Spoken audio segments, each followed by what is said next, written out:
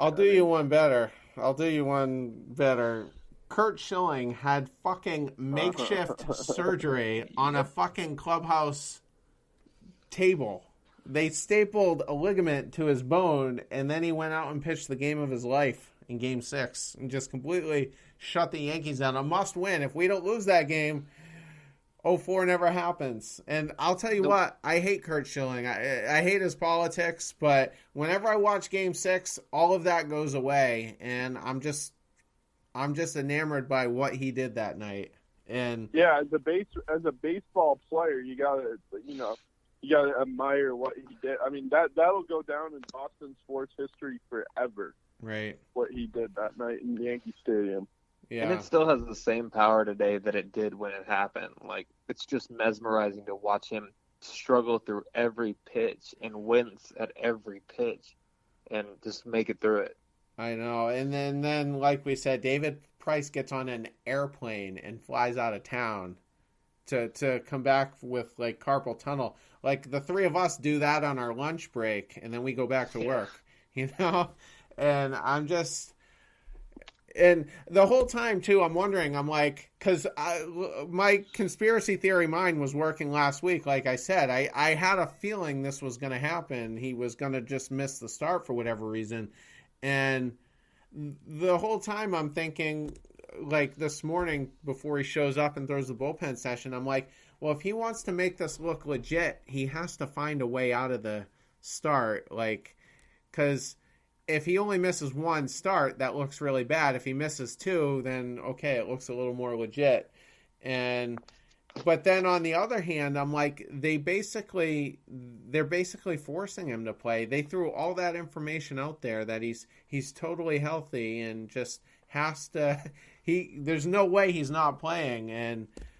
And another thing I noticed too is there was an article with Jen McCaffrey, who I think writes for Mass Live, but she also contributes to The Athletic, which is what Ken Rosenthal also writes for. And this is before any of this cropped up. They were just talking about what you were talking about, Tyler, like the cult-like gaming community that all plays Fortnite and how it's this phenomenon that everybody's playing. I didn't even know how to spell the game right until today. That's how clueless I am about gaming. But he was in an article where he said, you know, they get home at 11 after a game and they'll play till 1:32 in the morning. Those were his exact words. And then he says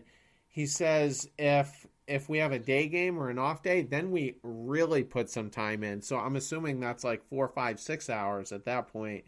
But then he goes on record today by saying he plays less video games with the Red Sox than he did any other team.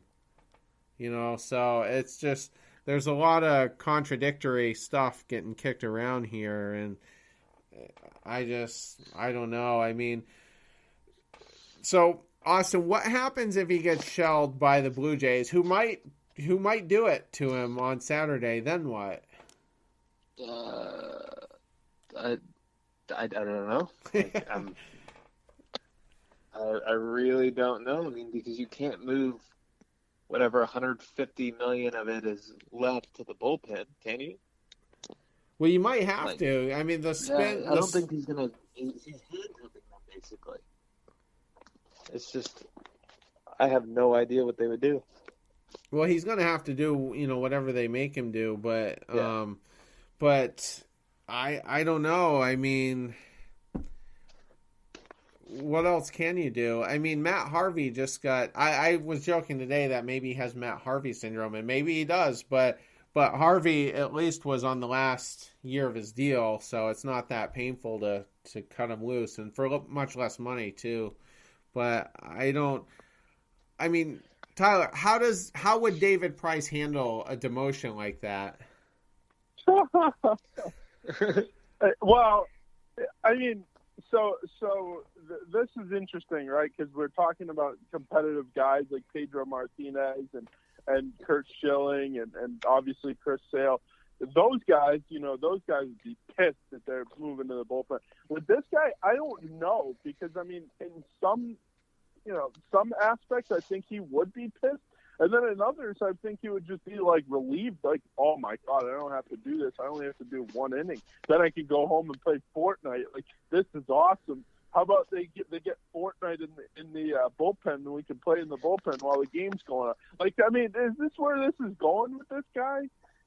Like, I don't understand. I don't understand. Like, I mean, like I said, I don't know how he'd handle it, to be honest with you, because sometimes there's certain things that he does that you think that, you know, he's gonna react one way and he reacts the other. I have no idea, to be honest with you. I mean, it's gonna be quite the circus going forward, because to me, it's all mental. There's nothing physically wrong with him. It's all mental. Nope. And I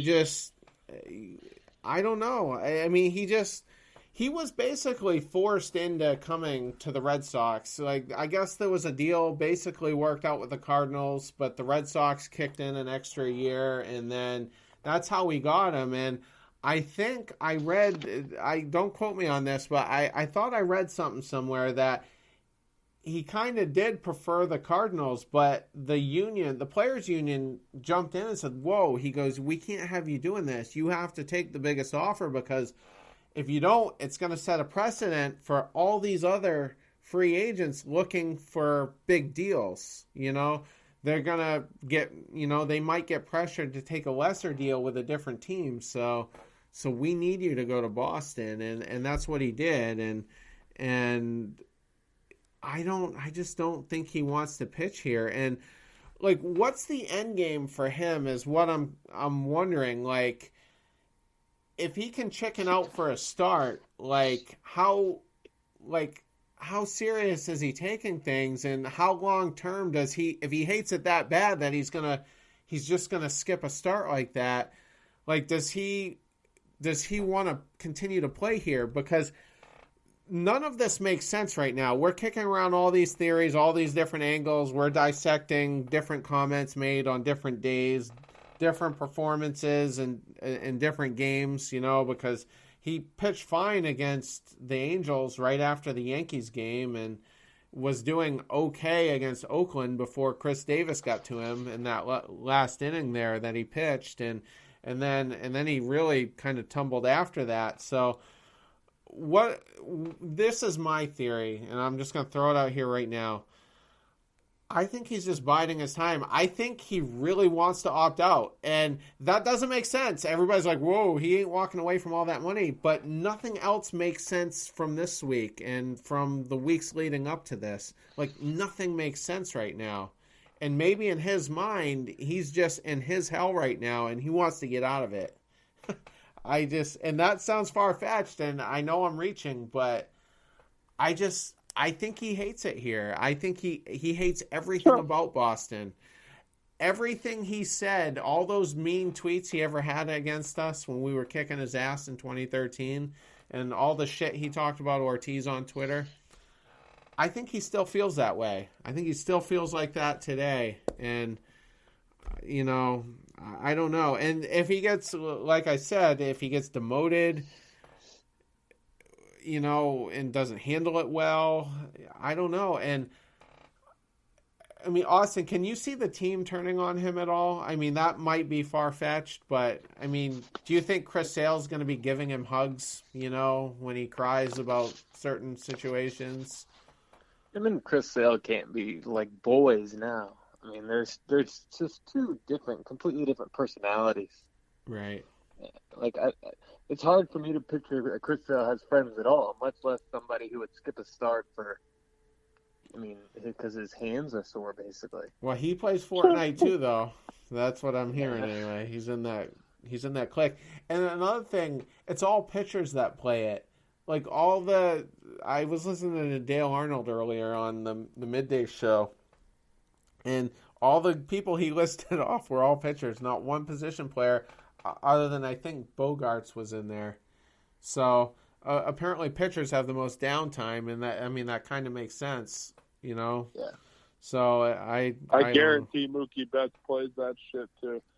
Vasquez seems like he would too. Yeah, he looks like it. I can tell by the way he dresses. You know, he'd be in the especially fantasy. as young as this team is. I mean, right. it's just the new thing. Yeah, Cora said that they were playing that FIFA soccer game last year. That was the big one. Yeah. And Dan Shaughnessy wrote a piece like weighing in on everything and quoting certain stuff, and he's like, and just think, David Price missed a start against the Yankees because of too much Fortnite, and then he ends the article by saying, "Yuck."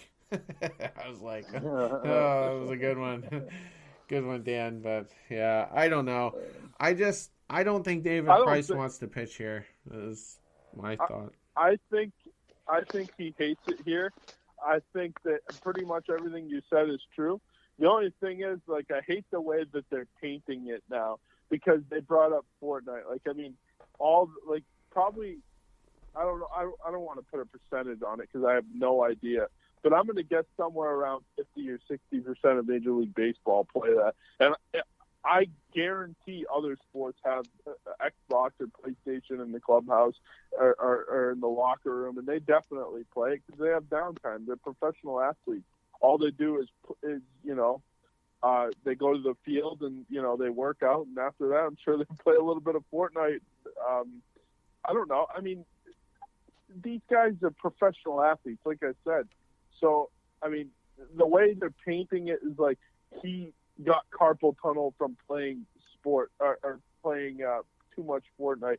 But, I mean, that's probably not the case. He probably just had it. And it's flared up because he's playing video games or I don't know. I mean, well, he shot it anybody down. can get that, though, right? Anybody can get that. You can do that from having your phone in your hand too much.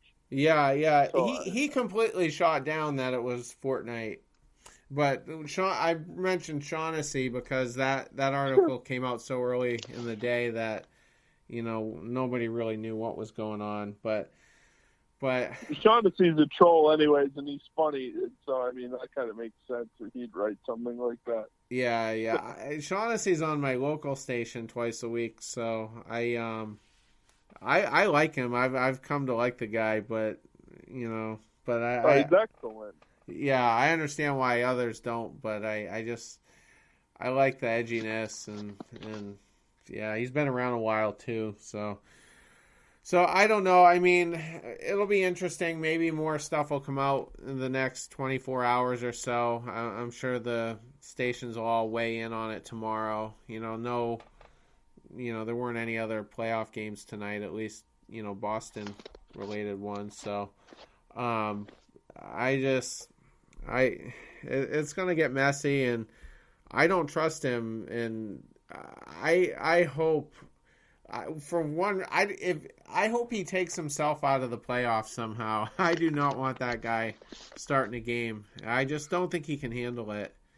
It's just something's wrong with that guy, and I just think this is all mental, and who knows, but.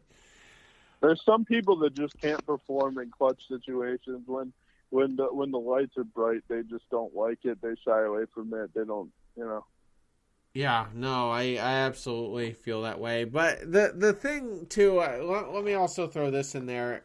All of the red flags that were flying in 2015, late 2015, when we signed him, all of them are still flying in 2018, and the first few years of a long-term deal should be the best years, and we're not getting that out of him. And then all of the controversies that we knew he was capable of based on what had happened, the way he lashed out all those times, they've gotten worse. In Boston, they've just gotten all that much more amplified. So it just kills me that people still, like, to this very hour, are on there defending him. I'm like, how did we go from hating his guts all those years with Tampa to suddenly liking him, and then he's like way worse at all the things we used to laugh at about him? And like, people are just masochistic sometimes with how they are with certain athletes, just the way that they're basically apologists. So it just frustrates me to no end, but it's gonna be a shit show.